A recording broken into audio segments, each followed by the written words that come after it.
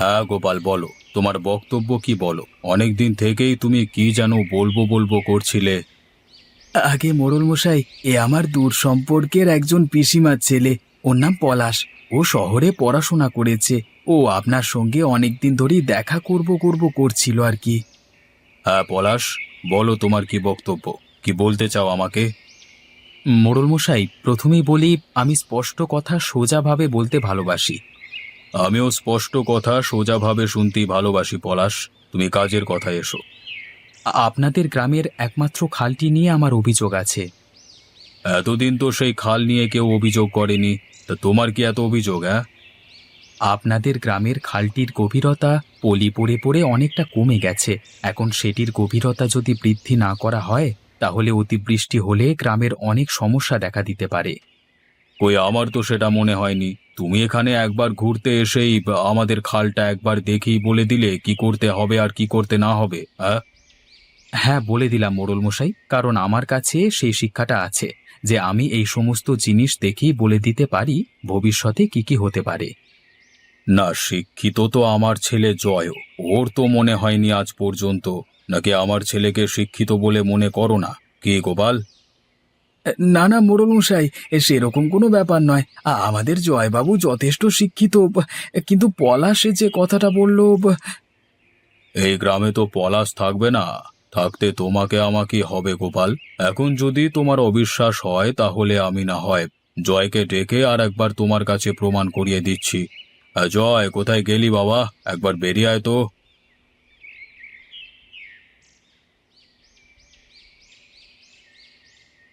ডাকছিলে বাবা? সকালবেলায় আমার ঘুমটা নষ্ট করে দিলে তো।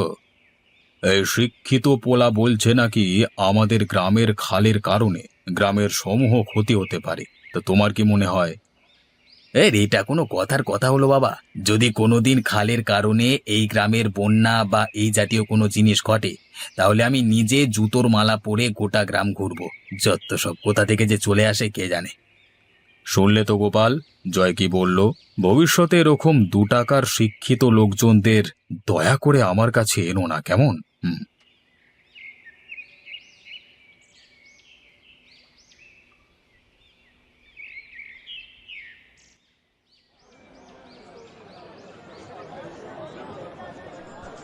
না, এইভাবে তো বছরের পর বছর চলতে পারে না।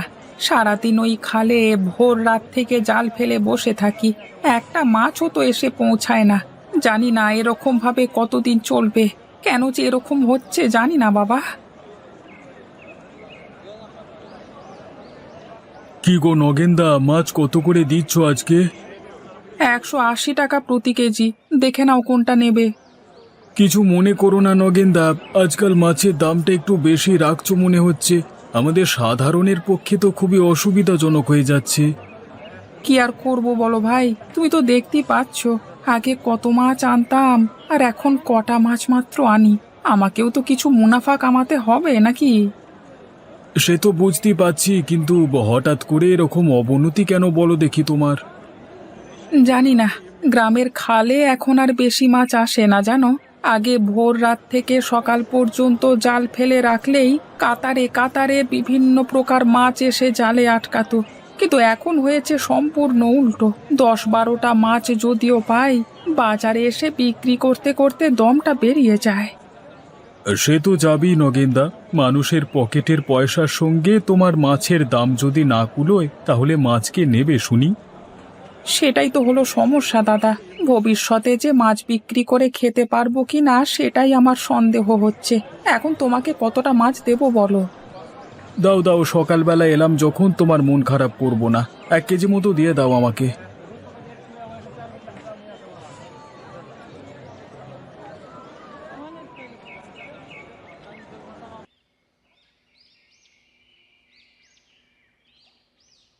আমি বুঝতে পারছি না গোপাল কাকা, তোমাদের গ্রামের জমিদার এত অহংকারী কেন?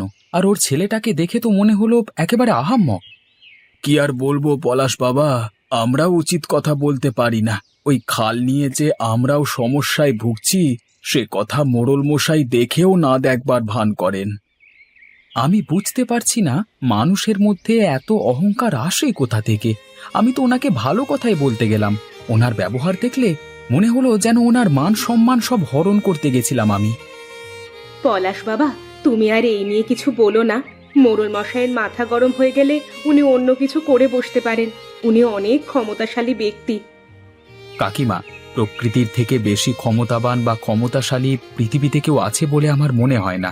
আমার মন বলছে ওই মোড়ল এবং তার ছেলে যতক্ষণ না এই গ্রামের মানুষদের অত্যন্ত বিপদসংকুল পরিস্থিতিতে ফেলবেন, ততক্ষণ ওদের টনক নড়বে না। ছেড়ে দাও বাবা, তুমি দুদিন বেড়াতে এসেছো এখানে, আমাদের সাথে ভালো মতো সময় কাটিয়ে আবার ঘরের ছেলে ঘরে ফিরে যাও ভালোভাবে। মোড়লের ছেলের সাথে লাগতে যেও না বাবা, ছেলেটা অত্যন্ত কুচুটে ছেলে। তা আমি দেখি বুঝেছি কাকিমা, কিন্তু তুমি ভাবো ওই একটা খালই তো তোমাদের সম্বল। ওই খাল দিয়েই জলসেচ, জেলেরা ওই খালেতেই মাছ ধরে তাদের সংসার চালায়। 1 বছর অতিবৃষ্টি হলে তখন বুঝবে ঠেলা। ওসব কথা ছাড়ো বাবা, এখন বলো আজকে কি খাবে? আজকে বাজার থেকে কিছুটা মাংস নিয়ে আসি, কেমন? না কাকা, আর মাংস খেয়ে লাভ নেই। যাও একটা তরকারি করো, আমি বিকেলেই বাড়ি চলে যাব ভাবছি। না না বাবা, সে কি করে হয়? মাত্রই তো কালকে তুমি এলে। আজকের মধ্যে তোমাকে কিভাবে বাড়ি যেতে দিতে পারি বাবা? তুমি আর দুদিন থাকো। না কাকা, আমার আর থাকতে খুব একটা ভালো লাগছে না। আমি বিকেল বেলাতেই বাড়ি রওনা দেব।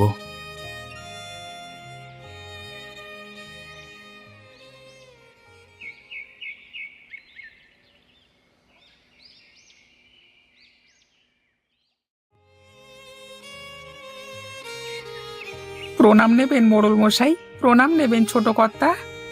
কি ব্যাপার, তুই হঠাৎ এখানে কি মনে করে? এটা কি ক্লাব ঘর হয়ে গেছে নাকি যখন তখন যে খুশি এসে ঢুকে পড়ছে? আগে ছোট কর্তা, কিছু সমস্যার কথা নিয়ে আপনার কাছে এলাম। তাছাড়া তো এখানে আসবে বলে আমার মনে হয় না। শুধুই হাত পাতা আর সমস্যা সমাধান করা। তোমরা সারা জীবন ন্যাকামি করেই চালিয়ে যাও, তাহলেই হবে। আগে কর্তা, আপনারা হলেন আমার প্রভু। আপনাকে সমস্যার কথা না জানালে কাকে জানাবো বলুন? বেশি কথা না বাড়িয়ে কি হয়েছে তা বলো। কর্তা, আমাদের গ্রামের একমাত্র খালটিতে আগের মতন তেমন মাছ আর আসে না। বোঝো, সেটাও কি আমাদের দোষ নাকি? আমাদের কি এবার যে মাছেদের পায়ে ধরতে হবে যে তোমরা খালে চলো? খ্যাপা নাকি এটা বাবা? আগে না কর্তা, আমি ওই খালে মাছ ধরেই এতদিন জীবিকা নির্বাহ করে আসছি, কিন্তু এখন ভবিষ্যতে যে কি হবে সেটাই বুঝতে পারছি না। আগের মতো খালে আর মাছ আসে না, ফলে খরিদ্দারকে অনেক চড়া দামে মাছ বেচতে হয়। খালে মাছ পাচ্ছ না তো নদীতে যাও। মাছ নদীতে গেলে অনেক মাছ পাবে, সেসব বিক্রি করো খরিদ্দারের কাছে। তাহলে তো আর বেশি দাম দিয়ে মাছ বেচতে হবে না। কথাটা আপনি ঠিকই বলেছেন মোড়ল মশাই, কিন্তু মাছ নদীতে মাছ ধরে বাজারে নিয়ে আসতে আসতেই মাছ পচে যাবে। আপনি সেদিকটা একটু ভেবে দেখুন। আমি সব দিকটাই ভেবে দেখছি নগেন, যেমন চলছে তোমার তেমনই চালাও। বেশি বড়লোক হবার চেষ্টা তো ভালো নয় বাপু।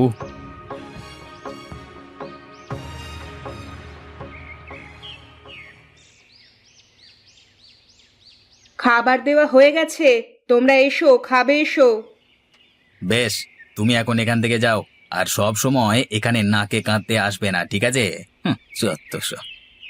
হ্যাঁ গো, গ্রামের একমাত্র খাল নিয়ে গ্রামের মানুষেরা যে অনেক সমস্যায় পড়ছে। তোমরা যদি একবার সংস্কার করে দিতে তাহলে তো সব দিক থেকেই মঙ্গল হতো, তাই না? এই তুমি চুপ করো তো গিন্নি। পয়সা কি গাছে ফলে নাকি? বেটারা যত পায় তত খায়। এরকম করে চলতে চলতে ওদের অভ্যেস হয়ে যাবে। হ্যাঁ, আর ওরা যে সব সময় খাল নিয়ে সমস্যায় আছে বলছে, কই আমার তো কিছু মনে হচ্ছে না। এই সব ওদের চক্রান্ত, শুধু শুধু আমাদের পরিবারটাকে চিন্তায় ফেলবার জোগাড়। বুঝি না? বাবা জয়, তোমার কথাবার্তাগুলো কিন্তু দিন দিন খুবই ট্যারা ট্যারা হয়ে যাচ্ছে। মানুষকে মানুষ বলে গণ্য করো না তুমি। তোমার এই স্বভাবটা পরিবর্তন করা উচিত। এই যাও তো এখান থেকে, আমাকে বড় বড় জ্ঞান দিতে এসছে। আমি যা করেছি বেশ করেছি, যেমন কথা বলেছি বেশ করেছি, তাতে কার কি এসে গেল আমার দেখবার দরকার নেই। যত সব।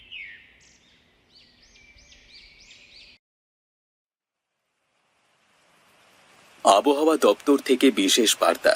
আজ থেকে জেলায় জেলায় ভীষণ নিম্নচাপ প্রবেশ করবার কারণে ভারী এবং অতি ভারী বৃষ্টিপাতের সম্ভাবনা করা হচ্ছে। জেলেদের ইতিমধ্যেই নদী এবং সমুদ্রে মাছ ধরতে যেতে বারণ করা হচ্ছে। এই ভারী এবং অতি ভারী বর্ষণ চলবে দীর্ঘ 2 সপ্তাহ। আবহাওয়া বিশেষজ্ঞরা জানাচ্ছে এই বৃষ্টির কারণে চাষবাস, ক্ষেত জমি সহ ব্যবসা বাণিজ্যের সমূহ ক্ষতি হতে পারে। পরবর্তী সংবাদ খুব শীঘ্রই আপনাদের সামনে তুলে ধরা হবে। ধন্যবাদ। বাবা জয়, এই যে ভারী বৃষ্টিপাতের সংকেত, এই গ্রামের কি হবে বলো দেখি। গ্রামের আবার কি হবে? আমরা একটা সংকটমুক্ত জায়গায় আছি। আমাদের এত বড় বাড়ি, গ্রামের লোক ভেসে যায় ভেসে যায়, আমরা তো ভালো থাকবো, এটাই অনেক।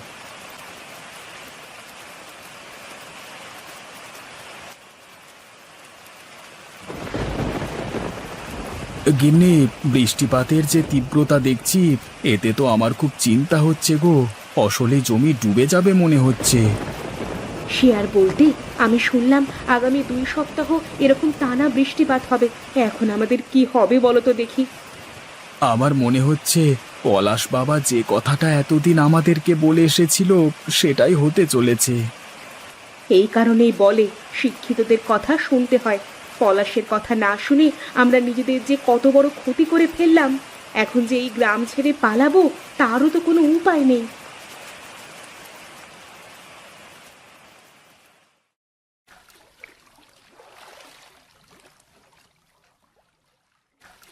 গোপালদা, ও গোপালদা, জলদি জলদি বেরিয়ে এসো। এ কি নগেনদা, তুমি এখানে কি করছো এ সময়? আরে গোপালদা, চলো চলো, জলদি এখান থেকে বেরোতে হবে। বানে ভাসা খাল একদিনেই গোটা গ্রামকে ডুবিয়ে দিয়েছে। আমরা যদি এখান থেকে এই মুহূর্তে না বেরোই, তাহলে আমরা ভেসে যাব গোপালদা। দাঁড়াও, আমরা একটা বাক্স নিয়ে আসছি।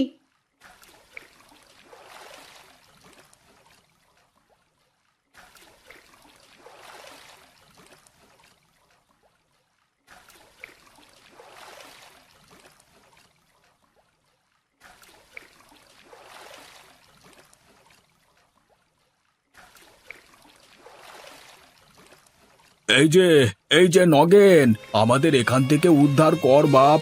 বন্যার জল যে আমাদের ঘরে ঢুকতে বসেছে, দয়া করে আমাদের এখান থেকে বাঁচাও।